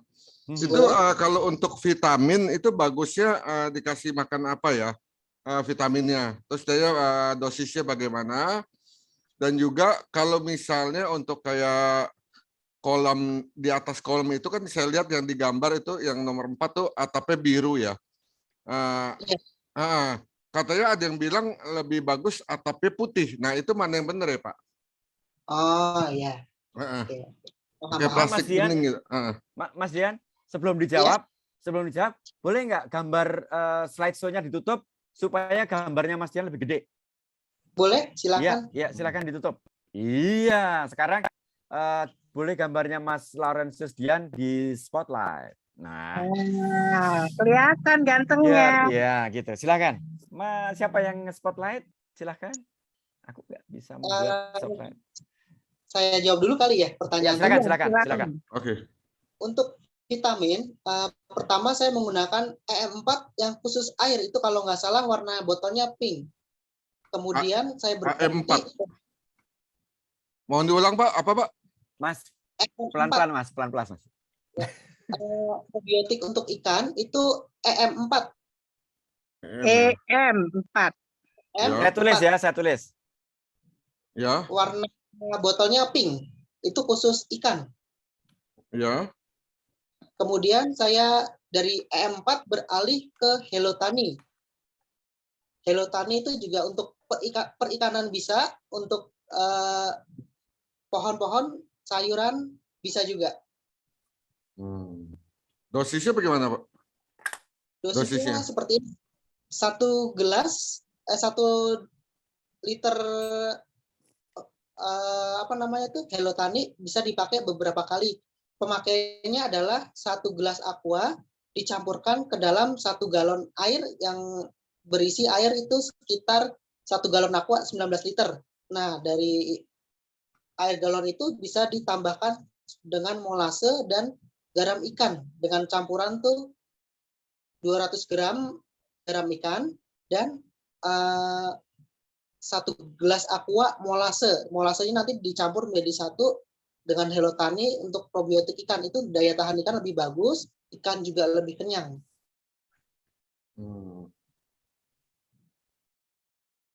Mas Dian. Ya. Apa namanya? Udah kayak dokter aja itu harus ada dosis-dosisnya. Nah, untuk dosis-dosis nanti boleh dikasih informasi tertulis ya. Oh, resepnya boleh. Nanti saya akan buatkan resepnya. Wis, mantap. Pak Andi, Mas Dian. Ya. Boleh nggak kalau kita setelah sesi ini nanti dibuatkan grup WA selama 3 hari apa seminggu gitu? Kalau ada tanya jawab boleh nggak? Saya berkenan, jangan pun 3 hari atau seminggu. Selamanya sampai lanjut Pak. Terus. Wis. Ini Bu Ibnu yang bertanggung jawab nanti ya kalau selamanya ya. Oh, kalau saya WA grup berdua sama Mas Dian udah bertahun-tahun. Oh gitu, ya udah. Sip. Mas Andi kembali ke Mas Andi dulu. Ya. Mas Andi masih ada pertanyaan yang lain? Ya, untuk atapnya bagaimana Pak? Untuk atap itu sebetulnya kemarin karena atapnya dari terpal, itu kondisi terik mataharinya bisa tersaring dengan baik. Cuma ya seperti itu kondisi air ikannya tidak bagus, banyak lumut, banyak bakteri, jadi ikannya tuh gampang sakit. Nah, akhirnya dirubahlah menjadi atapnya itu menjadi paranet dengan kerapatan 70% untuk menyaring sinar dari matahari tersebut. Jadi kalau bagusnya sih rata-rata pakai yang paranet, harganya murah, bisa menyaring matahari sampai 70% itu udah bagus. Jadi kondisi air dan ikannya juga sehat juga. Oke. Ternyata ada psikologi warna juga ya. Nanti kalau dikasih warna hitam putih terhipnotis nanti kan. Oke. Silakan. Mas Dian, kalau misalnya untuk ini takaran makannya bagaimana tuh? Takaran makannya? Takaran makan. Oke, kalau saya kan cukup banyak untuk daya tampung itu 1 kolam sampai 2.000 ekor. Saya biasanya ngasih makan sehari itu bisa 5 sampai 6 kilo sehari untuk 1 kolam. 2.000 ekor itu berapa? 5 kilo. 5 sampai 6 kilo ya. Terus itu pakannya tidak hanya kita pakai PF781, kita tidak boleh langsung menebar. Kenapa? Pakan ikan yang tidak dibibis akan dimakan ikan lele dan pakannya itu akan mengembang di perut ikan lele sehingga menyebabkan pecah amoniak. Ya. Katanya harus dicampur dulu ya dengan air ya. Iya. Yang saya bilang dibibis pakai yang probiotik itu. Kalau nggak E4 ya Helotani seperti itu. Bibis jadi kan untuk mengurangi tingkat kekerasan pakan tersebut, jadi sudah agak lunak, pencernaan ikan pun juga cepat karena ikan lele ini pencernaannya itu ikan paling pendek. ususnya itu pendek daripada ikan lainnya. Coba aja kalau pas kita bersihin, kita perhatiin deh. Lele kok cuma ususnya begitu aja. Tiba-tiba udah habis. Kalau yang lain kan masih ada ini panjang. Jadi ikan lele itu adalah ikan dengan pencernaan terpendek. Seperti itu. Oke. Ya, Bapak Ibu, kalau memang betul-betul kepengen ada WA group, berarti jangan lupa memasukkan nomor HP ke dalam chat kita. Kalau kan ada Bapak Ibu yang tidak dari CU Jakarta, boleh nanti tetap kita berkomunikasi lewat HP, gitu ya. Sebentar, saya bikinkan grup WA yang bisa ditaruh di sini untuk semangat kita bersama sebentar ya. Oke, sementara itu silahkan kalau ada pertanyaan lagi. Nampaknya grup lele sudah terjadi nih ya. Mas Dian, kalau kita punya lahan nih Mas Dian, kemudian udah pikirannya udah kemana-mana nih, udah lihat ada uang aja di situ. Kesejahteraannya udah akan kelihatan lagi. Kalau ada lahan, kemudian kerjasama sama Mas Dian atau pengelolaannya bagaimana? Bila teman, kan ini ada begini Mas Dian, kan misalnya di sebagian anggota CU itu nggak punya waktu juga memang ada, tapi dia punya uang dalam hal ini. Aku boleh nggak kalau aku juga kemudian menggunakan uangku untuk dialokasikan untuk usaha gitu. Nah, hal-hal seperti ini nanti Mas Dian terbuka kah? Terbuka, saya terbuka juga. Siap. Ini Bapak Ibu yang duitnya nganggur atau dianggurkan atau kemarin masuk ke bagian yang memang sudah disiapkan untuk produksi, bisa juga dialihkan ke sini. Ya. Bentar, saya bukakan. Kalau udah kayak gini jadi seru ini. Waktu tinggal 24 menit, jadi kira-kira silakan. Mas Dian, boleh nggak saya bertanya satu hal? Boleh, silakan. Gini, kan seperti yang saya bilang tadi, itu saya buka kolam ini kan memang di samping rumah ya, karena kebetulan rumahnya hook, jadi kosong itunya, jadi di situ saya buat full. Nah, ini kan perumahan. Saya ada coba Mas Dian ada masukan nggak ke saya, bagaimana supaya pengaliran dari untuk menguras kolam itu kan seminggu sekali. Sempat saya berpikir kemarin mau buat kayak sumur resapan. Malah saya lagi jadi diledek kayak Pak Anies saja katanya gitu. Jadi sumur resapan, cuma ada saran nggak dari Mas Dian karena supaya ini kan tidak mengganggu lingkungan. Memang sih tidak pernah bau sih setelah peristiwa pertama kali.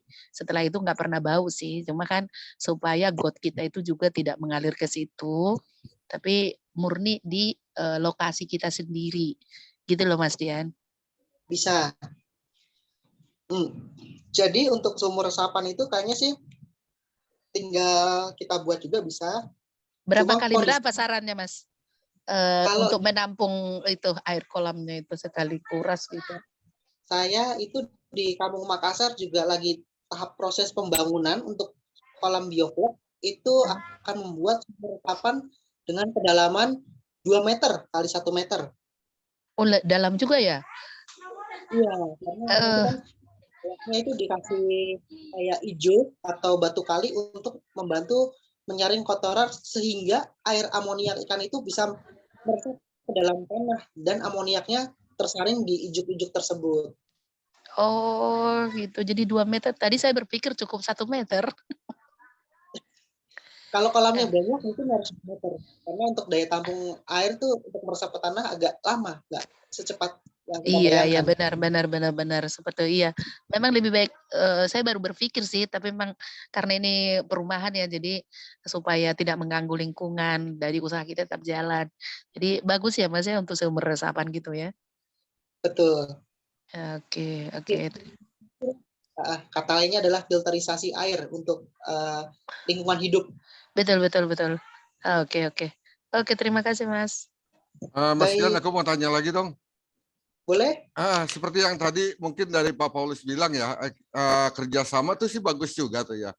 Jadi seperti kayak misalnya kayak waktu itu kan saya pernah piara juga itu 3.000 ekor. Cuman kan waktu pas mau menjualnya itu kan kita bingung nih. pemasarannya, cara pemasarannya bagaimana. Akhirnya kalau yang tadi saya dengar Mas Dian, kita tawarin ke warteg atau apa, itu kan mereka pengambilannya kan paling-paling cuman paling banyak ya 10 kilo gitu loh. Nah itu kalau segitu banyak kapan habisnya gitu loh. Nah makanya saya pikir kalau misalnya kita bisa kerjasama, ibaratnya nanti begitu panen mungkin Mas Dion ada yang bisa menampung gitu loh. Jadi siapa yang bisa menampung untuk hasil panen kita gitu Pak. Kan jadi lebih enak gitu. Dan rencananya yang sekarang kan saya ada 3 kolam. Nah, kebetulan belakang rumah saya kan agak luas. Nah, rencana sih saya mau bikin sekitar 4 kolam lagi, 4 atau 5 ya. Jadi totalnya sekitar 8 kolam sih yang saya pengen bikin itu. Jadi kan ya sekalian gitu Pak. Jadi sekalian capeknya, sekalian hasilnya juga gitu loh. Bagaimana Mas? Jadi kalau bisa untuk pemasarannya ada yang ini, diberi petunjuk gitu. Ya, untuk pemasaran saya siap bantu dan siap mengajarkan teknisnya seperti apa. Sama tim saya pasti siap. Oke, mantap. Bapak Ibu, Pak Andi juga, itu saya sudah buatkan grup untuk lele. Di chat. Betul, makasih. Oke, jadi silahkan klik di sana. Hari ini Bapak Ibu terhubung dengan usaha lele yuk, gitu. Judul grupnya. Oke. Oke, makasih Pak. Iya, sama-sama. Oke, ada lagi pertanyaan yang lain? Mas Andi ini juga ada dari Bogor juga, ada dari Tangerang ternyata, ada dari mana lagi? Ada yang posisinya ada di Cibinong juga, ada yang posisinya sekarang ini di Kupang, NTT juga ada. Jadi pesertanya ini datang dari Indonesia Raya ternyata ya. Seluruh Indonesia. Seluruh Indonesia nih, bagus. Ya, Mas Paulus, Mas Dian. Kalau gitu pembicaraan bisa kita lanjutkan di dalam WA Group ya. Kita bisa bertanya lebih banyak lagi ke Mas Dian. Tapi ada hadiah dari Mas Dian loh. Kemarinnya Mas Dian ngasih tahu saya. Nanti minggu besok ini Mas Dian mau panen. Jadi katanya kita boleh ikut lihat bagaimana Mas Dian panen, tapi harus beli loh, nggak boleh gratis. Ya, nggak, maksudnya Mas Dian sih bilang boleh gratis, tapi saya yang nggak bolehin. harus bayar, enak aja. Maksudnya kita boleh ikut berkunjung ke tempatnya Mas Dian untuk ngeliat gimana sih bisnisnya. Nah, Mas Dian minggu besok ini kalau mau panen kira-kira hari Sabtu apa enggak? Kayaknya tendensius banget Sabtu ya gitu. Tinggal alamatnya aja Bu, alamatnya. Kalau panen itu kita satu tim bisanya mengerjakannya malam, jadi sortirnya itu malam hari setelah pulang kerja, baru Sabtu kita pindah. Sabtu itu udah ada di kolam sortir, jadi kita kalau mau ada yang beli, ada yang pesan, tinggal nyeroknya di kolam sortir seperti itu. Jadi kalau mau lihat-lihat, tapi kalau mau lihat-lihat tinggal janjian sama Mas Dian aja ya. Mas Dian nanti masuk di dalam grup WA itu kan. Jadi teman-teman bisa langsung kontak sama Mas Dian. Nah kemarinnya juga Mas Dian itu bilang loh, katanya dia mau ngajak kolaborasi untuk jualan. Kayak apa sih kolaborasi yang mau diajakkan oleh Mas Dian? Oke, untuk kolaborasi mungkin saya mengajak kita metodenya itu belajar bersama. Jadi kita untuk penjualan, seperti ini nih targetnya tuh pasarannya kita belum kenal, kita harus masuk seperti apa teknisnya. Itu emang kadang-kadang jarang yang bisa, cuma karena ini mungkin talenta atau berkat dari Tuhan juga, saya untuk komunikasi ke orang lain yang belum kenal itu cukup mudah dan bisa dipercaya seperti itu. Iya, betul. Kalau bisa dipercaya, aku juga percaya aja sama Mas Dian. Mas Dian, Facebook di mana Mas Dian? Bisa ditelusuri? Facebook saya sebentar, Laurentius Dian. Oke, boleh ditulis di situ nanti IG. Siap. Ya. Bapak Ibu, jadi ternyata seru juga gitu ya. Yang buat konsumsi di rumah juga oke untuk sendiri, tapi juga ternyata bisa menghasilkan uang juga. Dan mungkin kedepannya bisa menjadi sumber income baru. Jadi setiap anggota CU itu mestinya di setiap tahap perkembangan selanjutnya itu generate new income. Salah satunya ini, ya. Salah satunya ini. Oke. Teman-teman, kenapa sih kok kita ngundangnya Mas Dian gitu ya? Memang karena seperti tadi yang saya jelaskan bahwa kita selalu tertarik untuk membuat mitra koperasi yang isinya anggota-anggota koperasi untuk melakukan bisnis bersama. Karena seperti Pak Andi tadi, kalau Pak Andi sendirian, Pak Andi bingung juga. Nah, kalau bersama-sama tentunya Mas Dian juga bersama-sama sama temennya gitu ya. Jadi kita bisa membuat model usaha bersama yang kalau di CU Jakarta, yuk mari ngomong sama saya, ngomong sama Mas Paulus, kita akan buat sebuah mitra kop yang isinya adalah bisnis lele. Asik nggak? Seru ya. Nah, kalau yang dari koperasi lain gimana? Monggo, ayo kita sama-sama. Boleh juga bikin kelompok usaha di koperasinya. Kalau misalnya, kok cuma dikit ya gitu. Boleh deh bergabung sama CU Jakarta. Siapa takut? Ya. Oke, siapa ini dari siapa? Dari Pak Pri Cibinong, Pak Paulus. Mana ini Pak? Saya cari dulu. Ini kok nggak kelihatan ini. Yang mana? Pak Pri bukan?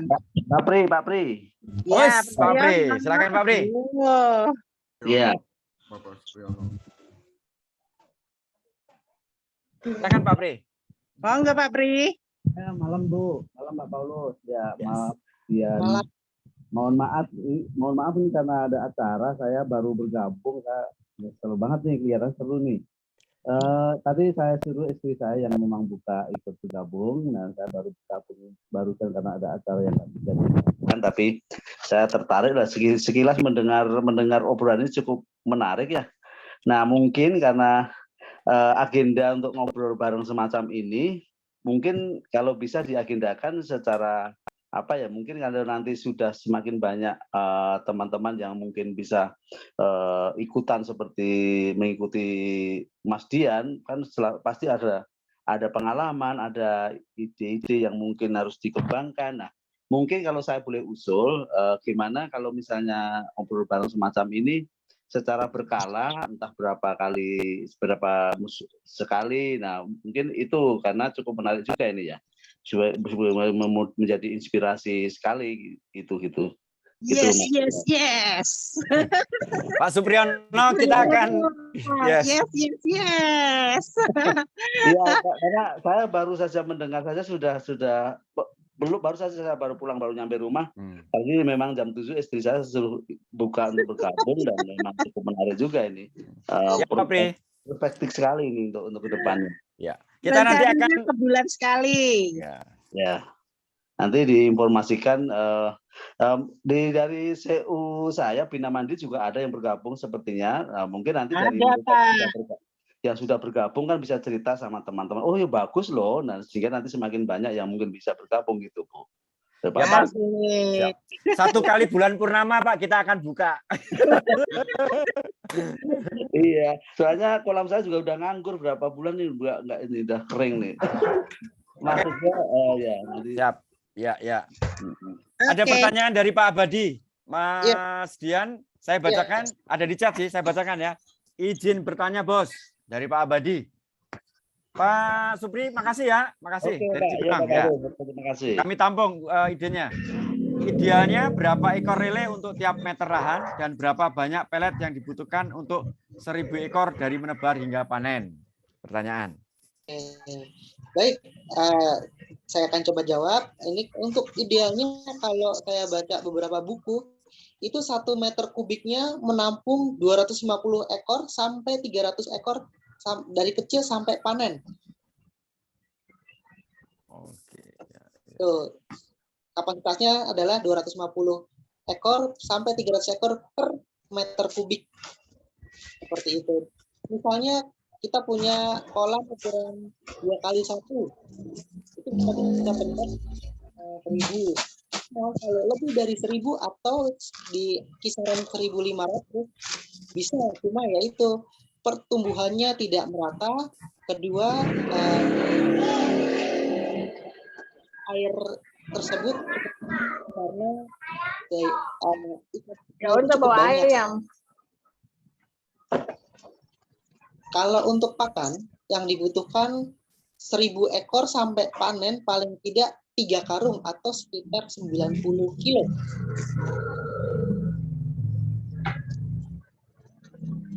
Seperti itu. Oke. Yang teknis-teknis yang mungkin sekarang belum kepikiran untuk ditanya, kita bisa tanya di WA Group. Apa namanya? Kita ini udah tinggal 10 menit lagi nih bolehnya gitu. Padahal tadi saya dikasih pertanyaan, ngopi itu P-nya apa sih gitu ya. Saya coba bertanya kepada teman-teman yang ada di sini, kira-kira P-nya itu apa? Coba berani, siapa yang mau raise hand, mau kasih tahu saya P-nya itu apa? Yang pasti bukan Paulus. Ayo, siapa yang bisa tahu? P-nya itu apa? Liberius. Ada Pak Ibu, Pak Liberius angkat tangan nih. Apa Pak? Ya, apa Pak? Peternakan. Ya, belum tepat. Siapa lagi? Mau tebak? Mbak Ervin udah senyum-senyum nih. Saya Bu. Hah? Siapa? Pak Priyono. Prospektif. Belum tepat. Siapa lagi mau nebak? Boleh tebak. Pak Wiono mau nebak tuh. Pak Wiono aja nggak tahu. Pencerahan kali barangkali. Oh, pencerahan. Oke, saya kasih tahu ya. P-nya itu penuh inspirasi. Jadi ngobrol penuh inspirasi. Kita akan selalu ngobrol-ngobrol yang penuh inspirasi. Iya, penuh inspirasi. Kita usahakan setiap bulan sekali itu kita akan punya obrolan yang penuh inspirasi. Nah, kan nggak bisa kalau cuma saya sendiri yang mikir-mikir. Saya aja mengundang Mas Dian itu karena ada pertanyaan dari anggota TU Jakarta. Ini apa namanya? Lele saya ini bermasalah, Bu. Makanya kemudian saya carikan siapa ya yang pinter ini urusan ini. Ya, saya ingatlah pada teman saya itu, Mas Dian. Nah, sekarang saya minta tolong sama Bapak-bapak. Kalau kepengen ada obrolan penuh inspirasi lagi, kira-kira obrolan tentang apa? Sehingga nanti bulan depan kita bisa mengundang orang yang lain. Silahkan, kalau mau menulis silahkan. Silahkan tulis di chat. Boleh ditulis aja. Silahkan. Obrolannya tentang apa sih gitu. Jadi nanti bulan depan kita ngobrol tentang bisnis ayam misalnya, tentang bisnis es krim. Nanti kita cari di mana ya orang yang mau ngomong itu gitu. Iya. Boleh ditulis ya, boleh ditulis.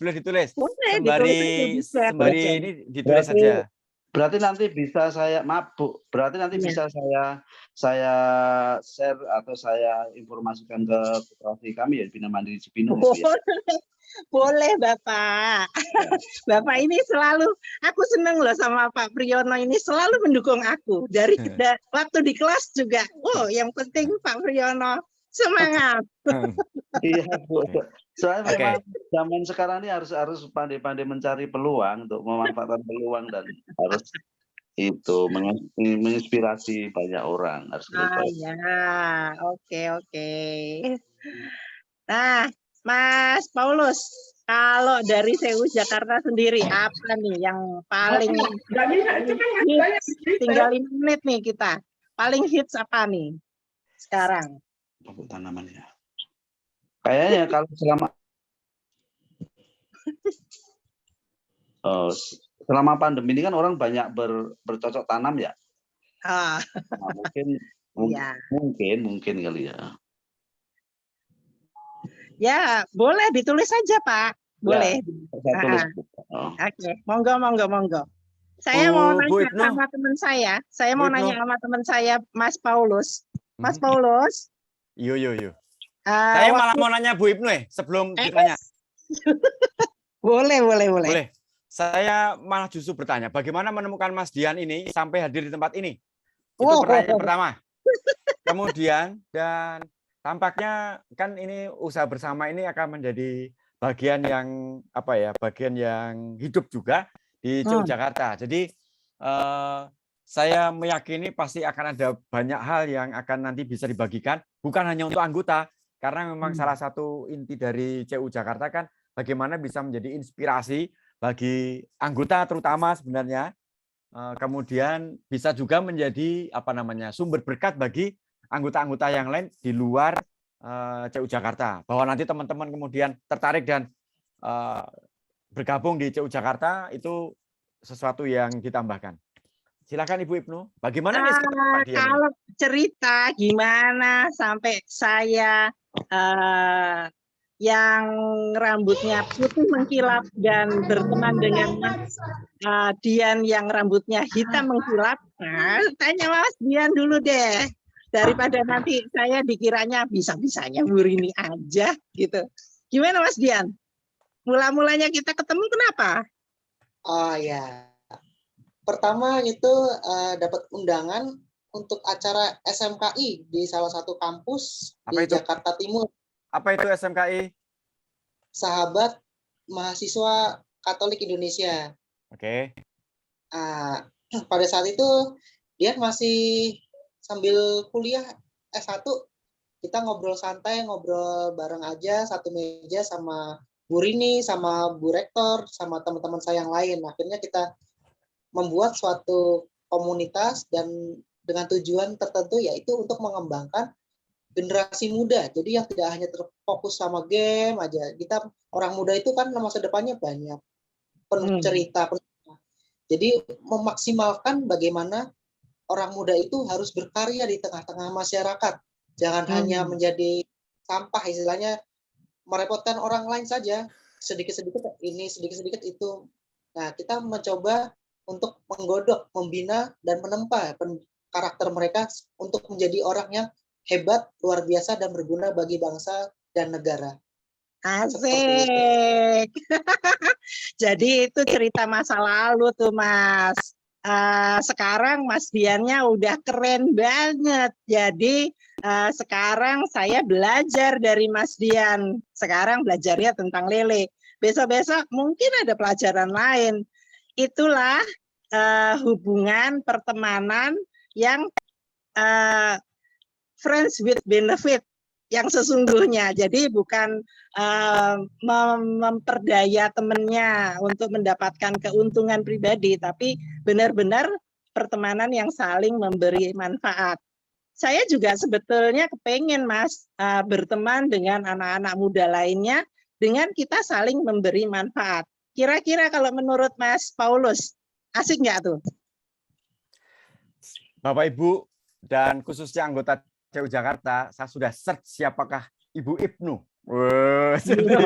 Jadi ternyata beliau ini seorang coach juga, seorang mentor juga yang luar biasa, yang tentu saja untuk anggota kita di CU Jakarta sungguh-sungguh bisa sangat sangat terbantu kalau Bapak Ibu beserta anak-anaknya juga ternyata jika ingin melakukan proses pendampingan dan spirit yang sama, saya pikir ini jelas menjadi spirit kita bersama bagaimana pertemanan ini menjadikan sebuah benefit yang sungguh-sungguh terjadi di antara kita semuanya gitu. Itu sih poin yang luar biasa yang menurut saya. Jadi dengan CU kita sungguh-sungguh dipertemukan dan semoga ini menjadi benefit bukan hanya untuk kita tapi juga untuk keluarga kita, karena ternyata banyak hal yang bisa kita pelajari dari sini. Itu sih saya setuju banget dan sangat mendukung bahwa sangat mendukung sekali. Ada banyak hal yang bisa kita kerjakan bersama. Misalnya kalau yang disebut coach tadi ya, misalnya teman-teman muda mau mulai berkarir atau mulai berusaha, wirausaha, ayo silahkan kontak saya, boleh nanti kita sama-sama ngomong bagaimana memulai karir, bagaimana memulai usaha bersama. Karena pasti selain saya ada Kak Dian, ada banyak teman muda lainnya yang juga bisa bersama-sama kita untuk maju bersama. Gitu Mas Paulus. Udah jam 21:01. Oke, siap. Terima kasih. Jadi yang hitam dan yang putih, wah ini body shaming jadinya. Ternyata bisa bekerja sama kan? Tapi intinya ternyata kita semuanya bisa menyatu. Dan Pak Supri, kita bukan hanya oleh karena CU Jakarta saja kemudian khusus untuk CU Jakarta, enggak. Kita mau berbagi juga untuk bangsa Indonesia. Supaya perekonomian kita itu sungguh-sungguh bisa menjadi kuat gitu. Dan Bu Ibnu kayaknya kita nggak bisa panjang-panjang karena waktunya kita memang jam 9. Kalau kangen besok biar acara selanjutnya Bapak Ibu datang lagi.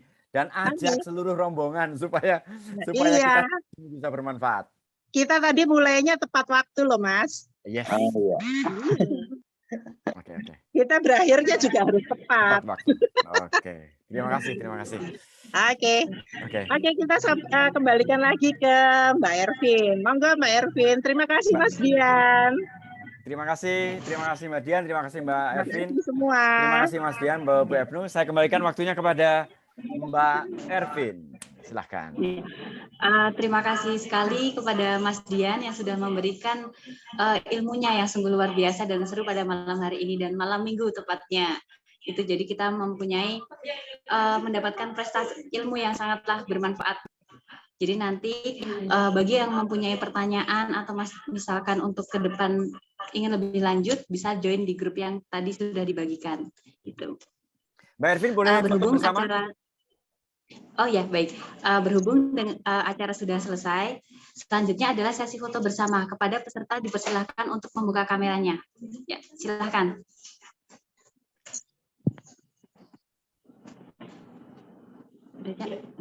Akan saya beri aba-aba. 1, 2, 3. Ya. Gaya bebas sekarang. 1, 2, 3. Siapa tahu nanti kita bisa bertemu di lain waktu. Kalau dengar kata 1, 2, 3 langsung diam aja semuanya. Heran saya. Iya, tersenyum. Oke, tersenyum. Nanti akan dibagikan di grup Facebooknya CU Jakarta juga, bisa like and comment. Slide kedua ya. Lagi. Mohon maaf, slide kedua. 1, 2, 3. Senyum aja, kita nggak tahu di slide keberapa. Iya. Selanjutnya untuk gaya bebas ya. 1, 2, 3.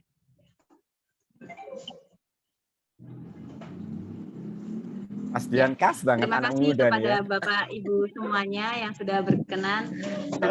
Berhubung acara sudah selesai dan yang terakhir adalah penutup. Mari kita tutup dengan doa bersama menurut agama dan kepercayaan kita masing-masing.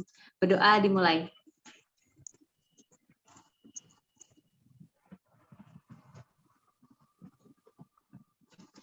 Berdoa selesai. Ya. Karena tadi saya buka dengan pantun, maka kita tutup dengan pantun juga. Ya, di langit ada pelangi. Cukup sekian dari kami. Terima kasih perhatiannya.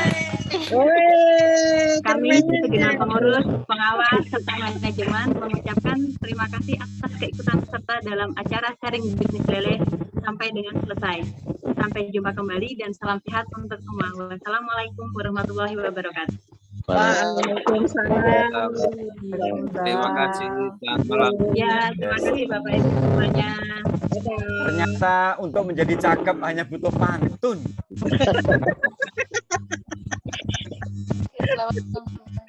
Dadah. Terima kasih. Terima kasih. Ya, selamat malam, selamat beristirahat dan selamat bermalam minggu dengan keluarga.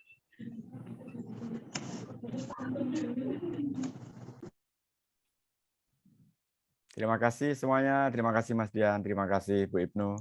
Pak Pri. Izin Terima kasih Pak Pri. Oke, kita boleh tutup close. Terima kasih semuanya. Ya, terima kasih Pak Paulus semuanya. Bu Me. Ya.